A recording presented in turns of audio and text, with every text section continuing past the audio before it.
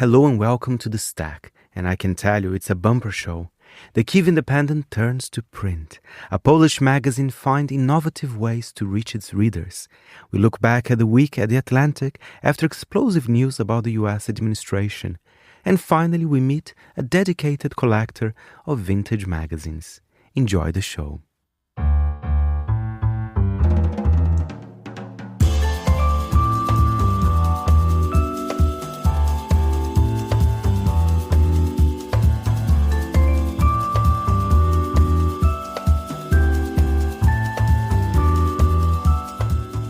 From Midori House in London, this is The Stack, 30 minutes of print industry analysis, and I am Fernando Augusto Pacheco. We start the show talking about the Kyiv Independent, the impressive Ukrainian independent media outlet, launched 3 months before Russia's full-scale invasion of Ukraine.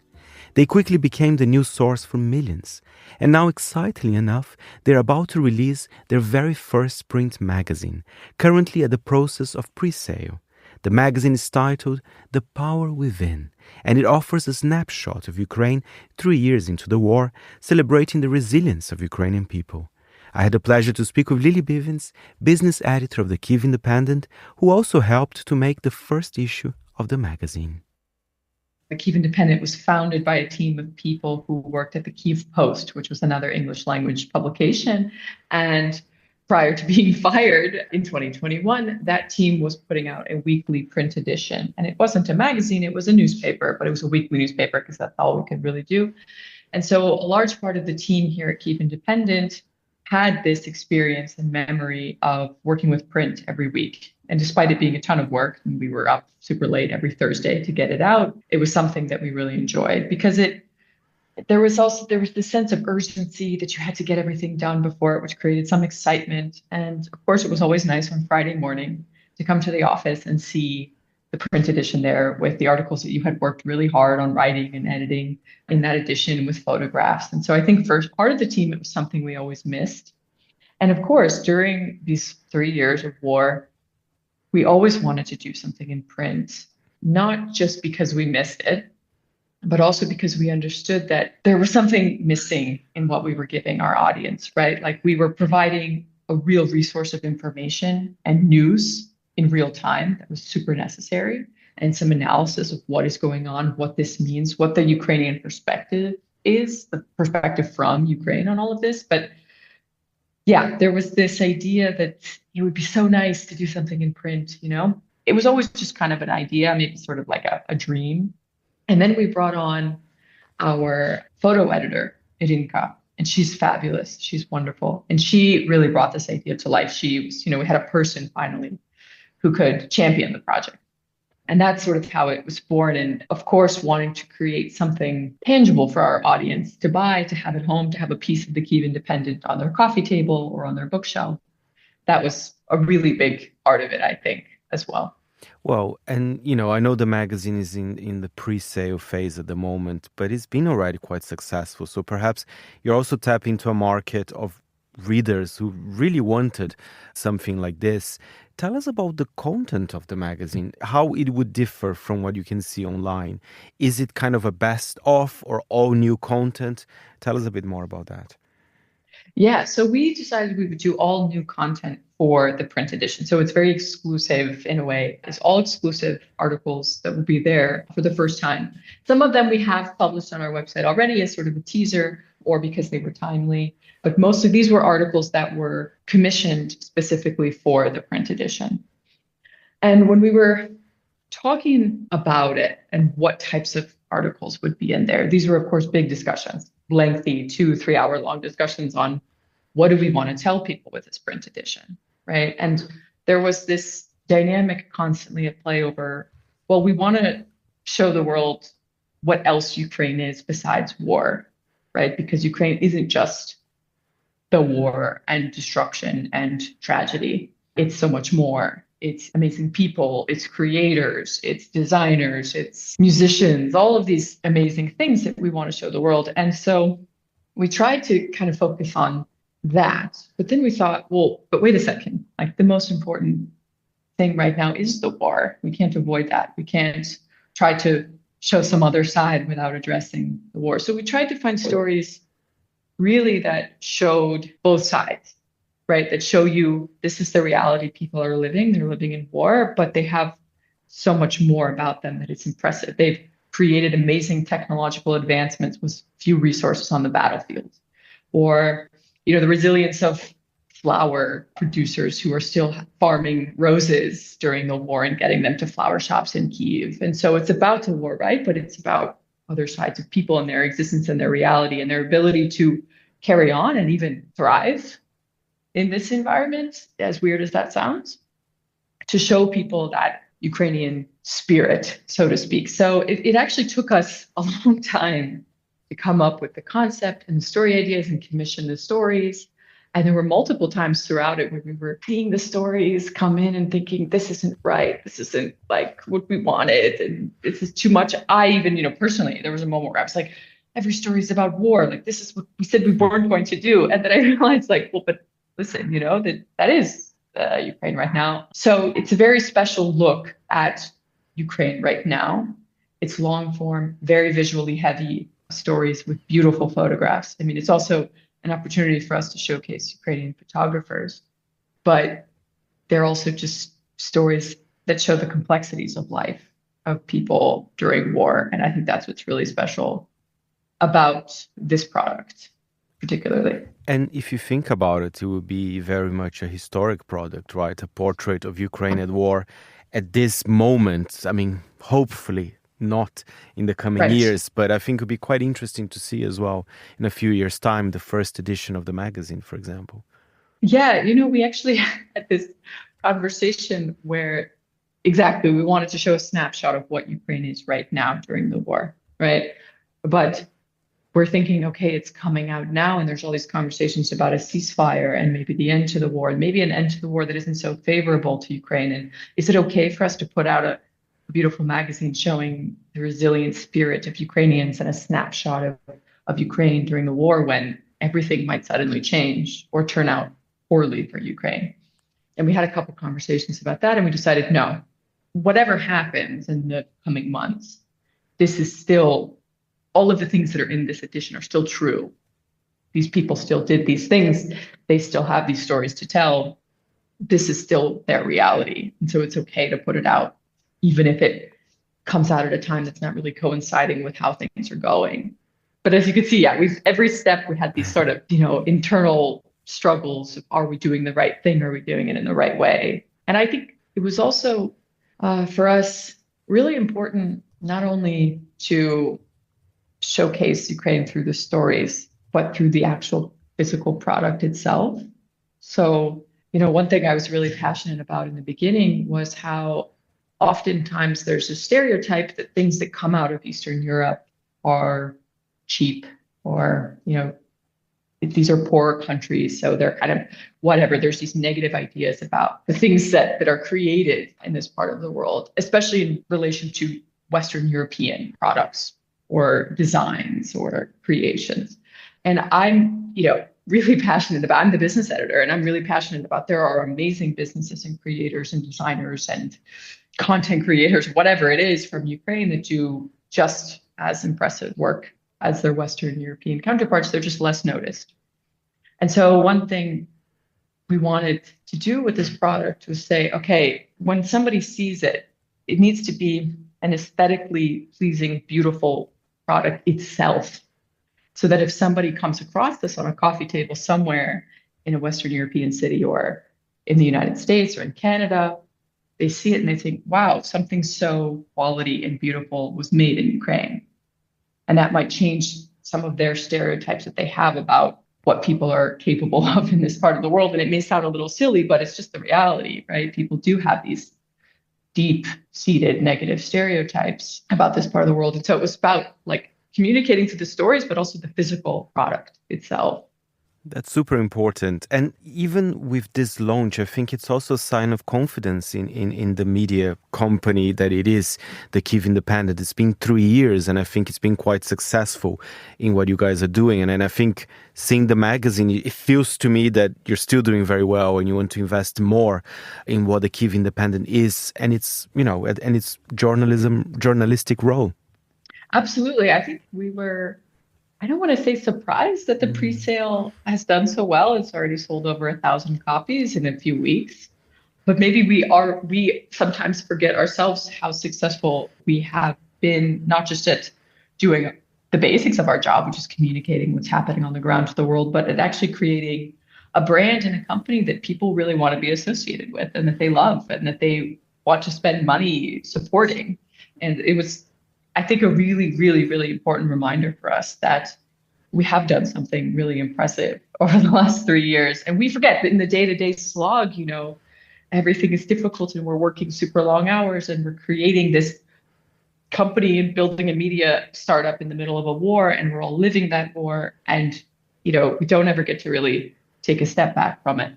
And launching this product and launching the pre-sale and seeing the results and the response to it has been really touching for us. And I was also particularly very personally nervous because the title that I came up with in our brainstorming sessions was selected. So The Power Within was something that I came up with on a very long train ride back into Ukraine. As you know, there's no air travel into Ukraine. So you have to take very, very long train rides from Poland to Kyiv. And that was something I came up with on that ride recently. And I was very nervous that if everybody hates the title, if it doesn't work well, if it doesn't stick, no one's going to buy it. So it was also very, I think, personally, gratifying to see the response, to see the title there in all caps, The Power Within. So definitely. What about, is there already plans for a second one? I mean, the first issue is not even out, but I'm already asking that question. Yeah, it was so much work. And to be honest, with all the other projects we have going on, it's hard for us to jump right back into it. But I do know that after seeing the finished product and seeing how beautiful we all find it, because the product, the mock-ups that we've all seen as they're coming in from the designers, we just love. And seeing the response, I think we are going to jump back. We're all going to just forget about how much work it was and how difficult and how many long hours we were working on it, because course, right? It's a great thing to do, and it's worth the stress and the lack of sleep, I think. Although I should ask our photo editor the same question, because she, has very, very long sessions with the designers and the printers and all of that. So, but I think she definitely wants to, and I think you will see further print editions of the Kyiv Independent for sure. Thank you very much, Lily Bivens there from the Kyiv Independent. And you can pre-order an issue of The Power Within at store.kyivindependent.com.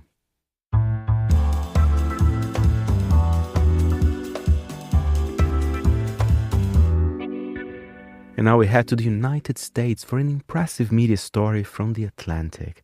The editor-in-chief of the publication, Jeffrey Goldberg, was copied on a group chat discussing recent American airstrikes in Yemen. The group chat was supposed to be among senior officials only, including the vice president, secretaries of state and defense, and directors of the CIA and national intelligence. A massive security breach happened then. This week we were joined by David A. Graham, staff writer at The Atlantic and the author of the Atlantic Daily Newsletter, to unpack the week at The Atlantic for us. I think the explanation he offered us was pretty similar to what we saw publicly. It was this surprising thing to him. He didn't expect it. He didn't ask for it. And when he realized what he had, was troubled by it, and also felt like it was an important story that people needed to understand about the way the administration is working. In the initial stages, at least, what kind of conversations went on around what do we publish, what do we not publish, should we publish this at all? As in any sort of national security story, publications tend to think about what would endanger lives. And so you saw, in his explanations to me, and we spoke for an interview, and as he's offered elsewhere, he didn't want to say anything that would endanger American troops. He wanted to convey that this conversation was going on and the sorts of material that was in that. But the sort of nitty gritty seemed like maybe a little bit beside the point to start. What about his decision to leave the chat? He wasn't tempted to stick around and see if they were going to get onto the invasion of Greenland or anything? I think, a couple of things to point out. One, this is a chat as in, the messages indicate there are other chats like this. But there's a chat around a really specific thing, an attack that had at this point already happened. Also, by the time, there's a sort of obligation to report this. Once you report it, they're going to know that you're in the chat and kick you out anyway. So it didn't seem like there was necessarily a lot to be gained by sticking there. Did you also have discussions about how to prepare yourselves for the response from the administration? Because completely unsurprisingly, they have absolutely refused to take any responsibility for any of this themselves and have instead resorted to going after, the media generally, The Atlantic particularly, and your editor-in-chief especially. Yeah, at this point, I think it's a little bit of a familiar fire drill for us. This is not the first big scoop that Jeff has had about the administration or the first one we've had. And we are used to these attacks, used to the really personal nature of the attacks. And I think you can see in the sorts of arguments they're making that they don't really hold up. They're calling Jeff a so-called journalist and so on and so forth. But again, this is materials that they sent him unsolicited. So from that, this is a little bit more intense than other situations we've had, but the shape of it is very familiar. And as I was saying in the introduction, today you have released further details from the chats that went on between the principals discussing the upcoming military action. Is that a reaction to their reaction, which is they've tried to say this isn't really that big a deal, that none of this stuff is really classified, that it doesn't matter that we didn't do this on a secure channel, etc.? If I guess they'd behaved in a more normal way, if there'd been a flurry of resignations, sackings and apologies, would The Atlantic have released what they've released today? Yeah, I think it's less about trying to force them to fire anyone necessarily, but there are two things going on. One, they insist that these things are not real and they don't exist, and they have sort of tried to deny. Other than initially, the National Security Council acknowledged that these were genuine communications. Since then, they have sort of tried to downplay it and said that there were, in fact, no war plans, as we said. And they've also said that it's not classified and this material is not sensitive. So insofar as it's not sensitive, it seemed there's less concern about publication. And insofar as they say it doesn't exist, it's simply providing proof to the public that this is something that was going on. But in terms of the dereliction of protocols around operational security, is it possible to frame how bad this is on a scale from, say, 0 to Hillary Clinton's email server? I think it's somewhere past Hillary Clinton's emails. The interesting thing about the Clinton emails is it's a serious issue.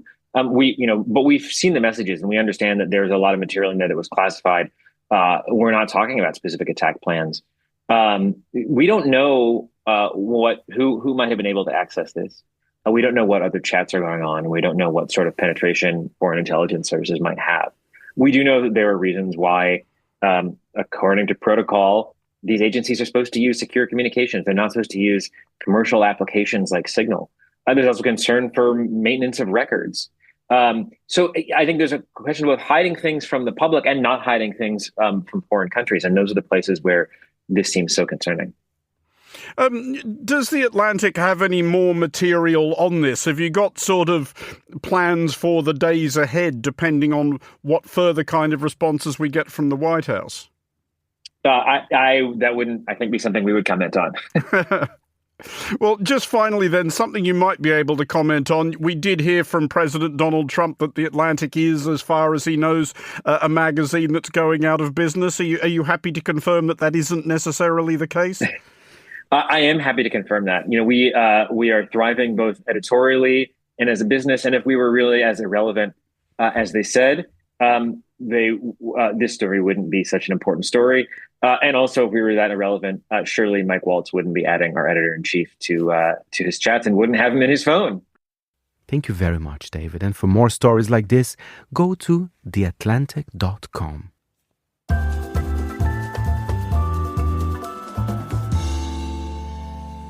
And now to Poland, where the country's oldest weekly news magazine, Tygodnik Powszechny, is finding innovative ways to reach its readers, thanks to a partnership with InPost, a Polish logistics company operating 24-hour automated package lockers. Here is my conversation with Michal Sowinski, managing editor of the title.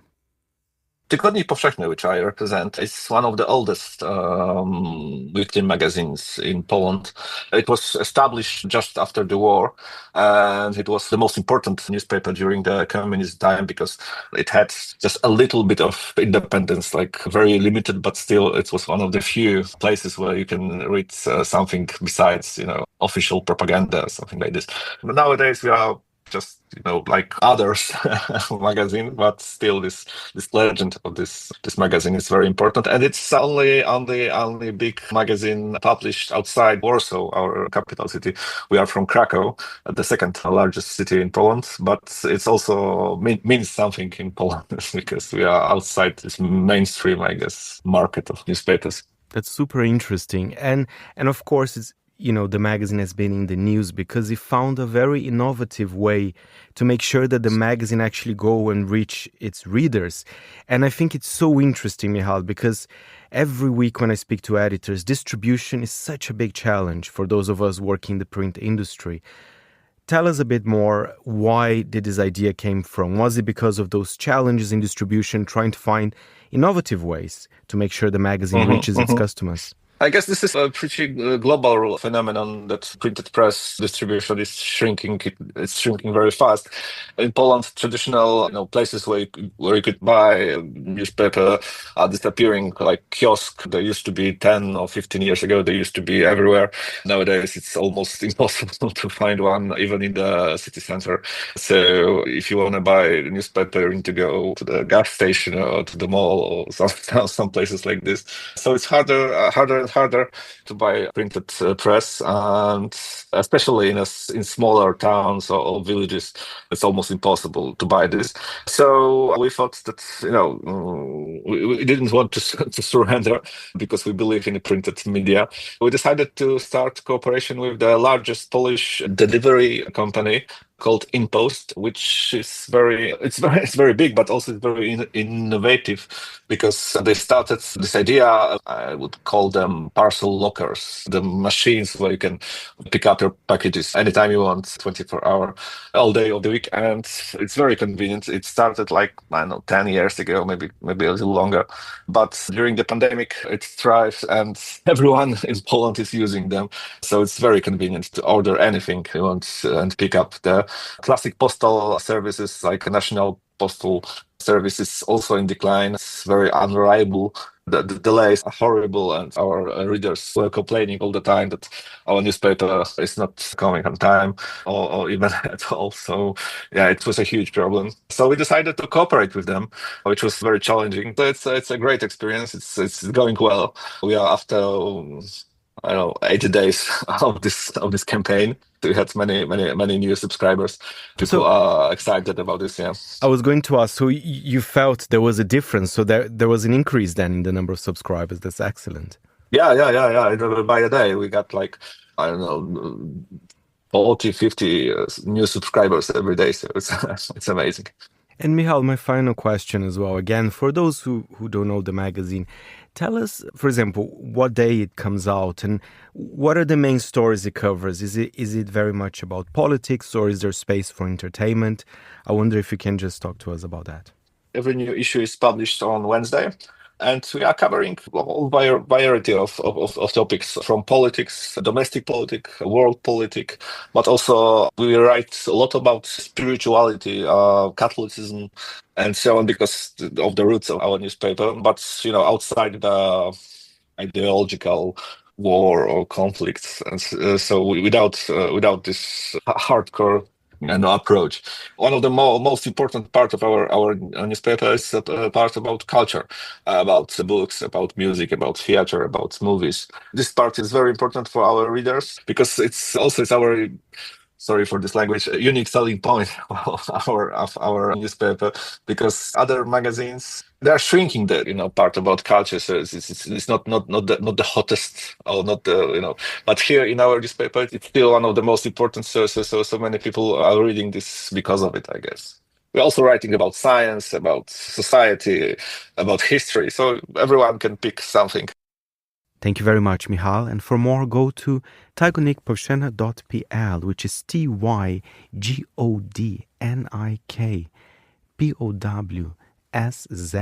secchny.pl.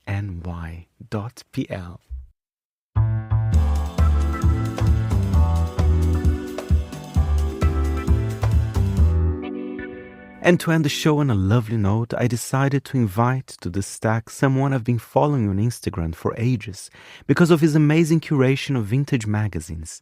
Seeing his post is like a history lesson. His name is Andrew Bishop, and it was a pleasure welcoming him to our studio.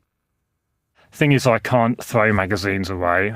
Although my old smash hits, they all went a long time ago, and some Face magazines, unfortunately, but I did keep quite a few copies. But you can't throw away a copy of a Vogue, and you can't throw a copy of a Life and a Rolling Stone, because they're just such incredible magazines that, no, I couldn't chuck any away. So they just kept building and building and building and hoarding and hoarding and hoarding. Do you have a room specific for the magazines in your house? We did in our old flat. We had this, we used to call it the Vogue room, which was a spare room. We had a big long line of Billy bookcases, and they were all in there. But we moved recently to a bigger place, but I couldn't believe how much we managed to fit magazine-wise in such a flat. And now we're in this house, and there's still so many magazines boxed up. We needed 4 removal vans to move a lot of it. Your Instagram account, I think it's almost like a history lesson in a way as well. Right. Because it's important for people, to understand, how incredible the work of those photographers. I think it's did you ever think about not monetizing this, but I don't know, if people get in touch with you about research those old titles and touch them? I put like new magazines I bought.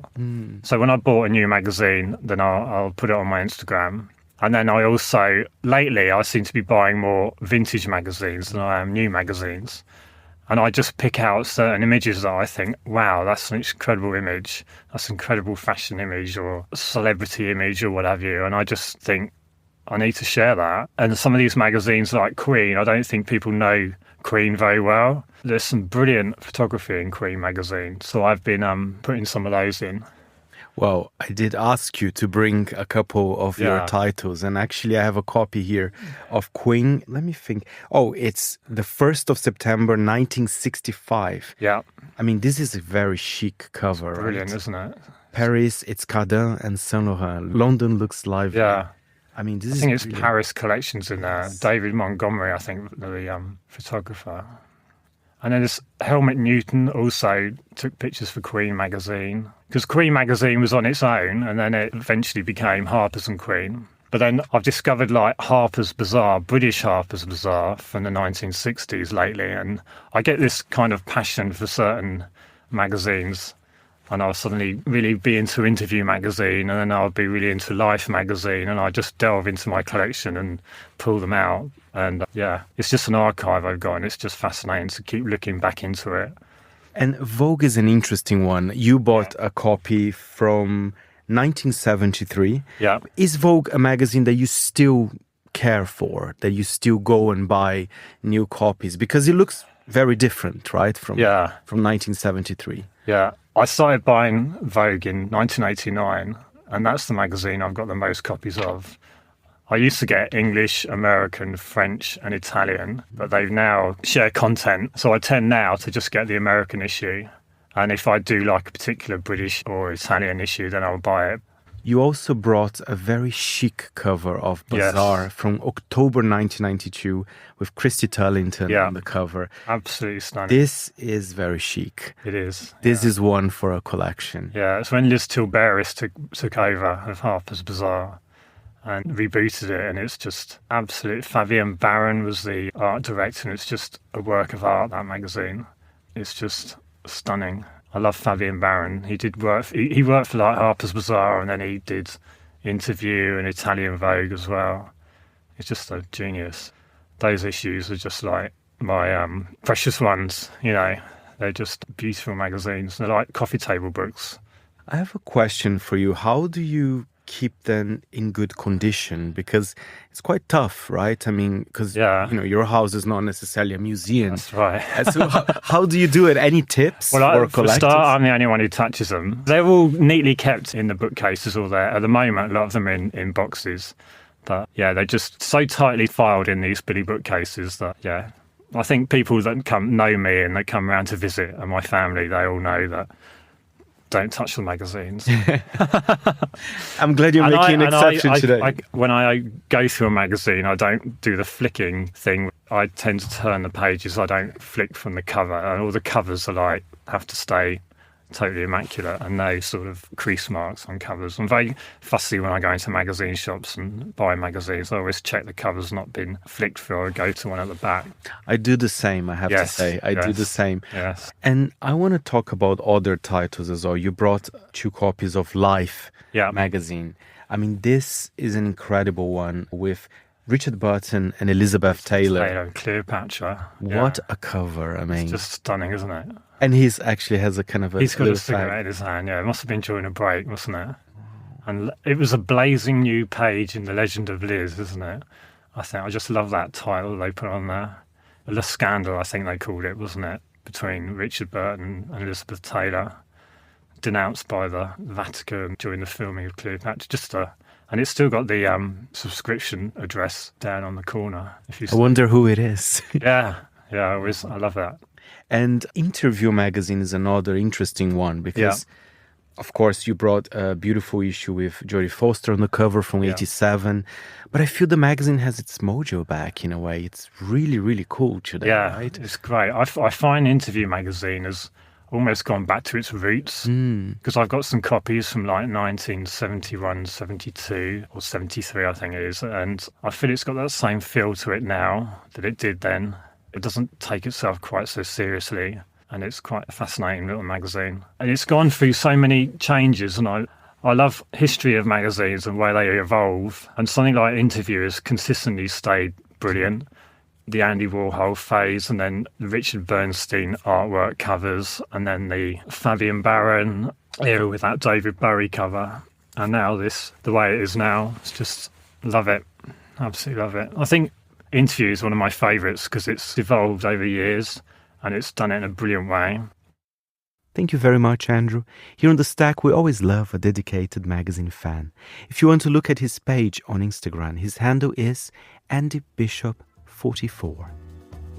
And that's it for this week's show. My thanks to our editor, Jack Jewers. Any comments or queries, feel free to write to me, Fernando, at fb@monocle.com.